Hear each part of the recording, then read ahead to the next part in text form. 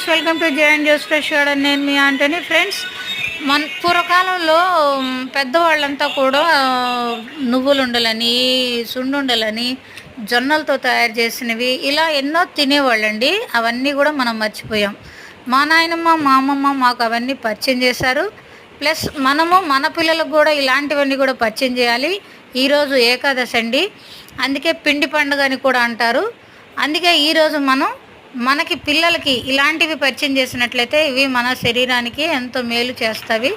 కొబ్బరి ముక్కలు, బెల్లం, శనగపప్పు, ఆలు కలిసి మా నాయనమ్మ పిండి కొట్టి పెట్టేదండి. అలాగే జొన్నలతో కూడా అలాగే చేసి పెట్టేది. ఓకే ఫ్రెండ్స్, నా వీడియో మీకు నచ్చితే లైక్ చేయండి, షేర్ చేయండి. కొత్తగా చూస్తున్నట్టయితే సబ్స్క్రైబ్ చేసుకోండి.